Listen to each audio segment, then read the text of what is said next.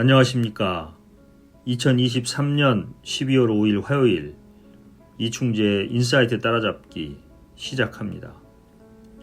이충재의 인사이트 따라잡기에서 오늘 읽어드릴 사설의 제목은 한동훈만 따로 개각, 꽃길 내주겠다는 발상입니다. 이게 민주당이다. 멍청아. 국무위원 한동훈 장관의 발언 수위가 이 정도입니다. 국민의힘 수석 대변인보다 더한 표현을 거리낌 없이 사용하며 제1야당을 원색적으로 공격합니다. 전국 곳곳을 순회하고 민심을 훑으며 노골적인 정치적 행보를 하고 있습니다. 정치적 중립 의무를 지닌 법무부 장관의 이 같은 행태를 가장 먼저 비판해야 할 언론은 오히려 한 장관 띄우기에 열을 올리고 있습니다.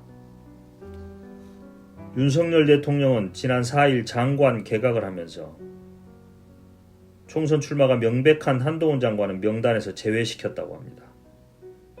한동훈 장관만 나중에 별도로 이벤트를 통하여 화려하게 데뷔시키겠다는 의중이겠죠.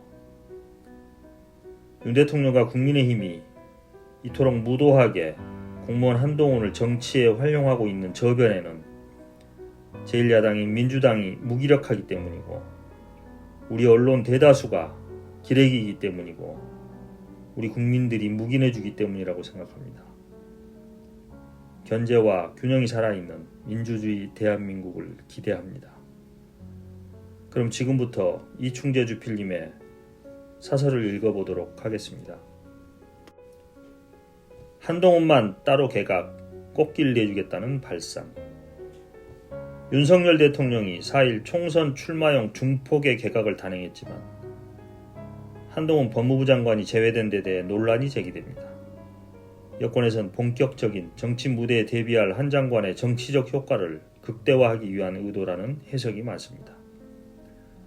한 장관이 정치권에 진출해 맡을 역할을 둘러싸고 계속 여론의 관심을 받게 하는 것이 총선 전략에 도움이 된다고 판단하는 것으로 보입니다.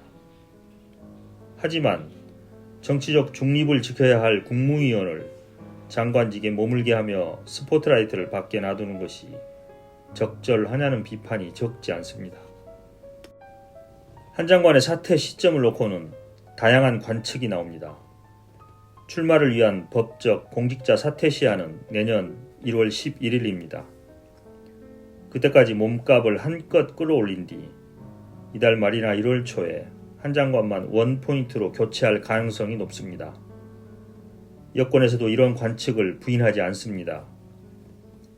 일찍 개각 명단에 포함되기보다는 법무부 장관으로서 전국 일정을 소화하며 총선 출마에 기대감을 끌어올린 뒤 출사표를 내는 게 낫다는 분석입니다. 일각에선 이준석 전 대표의 탈당과 신당 창당 시점을 염두에 두고 있다는 얘기도 있습니다. 이 전 대표가 창당 선언일로 예고한 이달 27일 직후 이준석 바람을 잠재우기 위해 한동훈 카드를 쓸 필요가 있다는 분석입니다. 이 전 대표가 지난달 대구에서 신당 창당에 한창 기세를 올릴 때 한 장관이 대구를 찾은 뒤 이준석 신당 얘기가 잠잠해졌던 것과 같은 효과를 기대하는 것으로 보입니다. 사퇴가 늦어지면서 한 장관의 정치적 행보는 더욱 거침이 없는 모습입니다. 연일 야권 인사들과 설전을 벌이며 발언 수위와 빈도를 높여가고 있습니다. 한 장관은 최근 민주당을 향해 멍청아 발언을 한 데 이어 운동권 경력 하나로 도덕적으로 우월한 척하며 정치를 수십 년간 후지게 했다고 말했습니다. 앞서 이재명 민주당 대표를 향해서도 세금으로 샴푸 사고 가족에게 법인카드 줘서 소고기랑 초밥 먹으면 탄핵 사유라고 날을 세웠습니다. 야권에선 한 장관의 행보를 국무위원으로서 정치적 중립 의무를 위반한 행위로 규정하고 있습니다.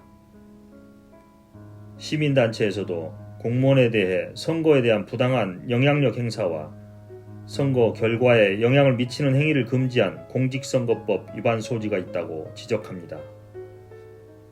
심지어 여권 내에서도 국무위원으로서 한 장관의 최근 발언 수위가 아슬아슬해 보인다는 우려가 나옵니다. 장관직을 이용해 정치 활동을 한다는 의구심을 일으키는 건 바람직하지 않다는 얘기입니다. 최근엔 한 장관의 관련주로 묶인 일부 종목이 연일 급등세를 보여 매매가 정지되는 일도 벌어졌습니다.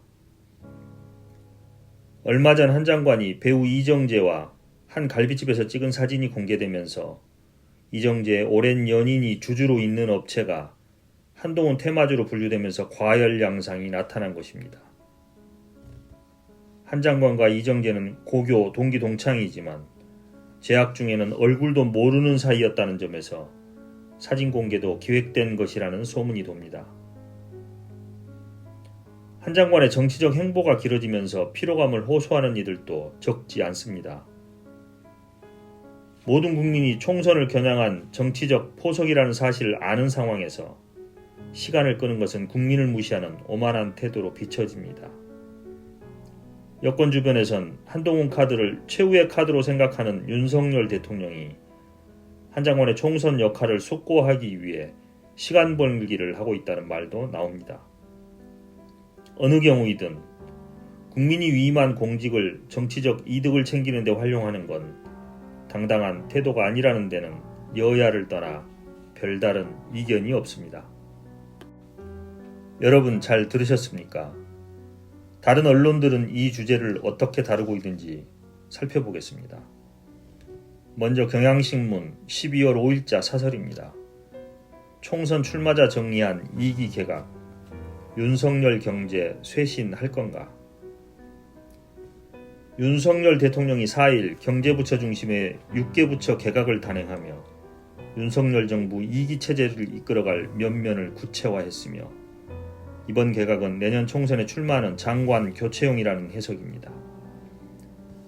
6명 중 3명이 여성으로 서호남 중심 인사에서 벗어나려고 노력한 흔적은 보이나 전체적으로 돌려막기 코드 인사이며 윤 대통령의 협소한 용인술이 드러났다는 비판을 하고 있습니다. 다음은 한겨레 12월 6일자 기사입니다. 교체장관 6명 모두 출마, 총선용 개각, 쇄신 대신 마이웨이 강화. 대통령실 참모 출신 최상목 전 경제수석을 경제부총리 겸 기획재정부 장관 후보자로 지목함으로써 긴축재정, 부자감세의 국정기조를 변화 없이 이어가겠다는 의지를 나타냈다는 지적을 하고 있습니다. 또한 대부분 관료 학계 출신을 기용함으로써 윤 대통령에게 직원이나 조언을 할 가능성이 낮아지고 앞으로도 윤 대통령이 마이웨이 국정 운영이 지속될 수 있음을 비판하고 있습니다. 다음은 동아일보 12월 5일자 기사입니다.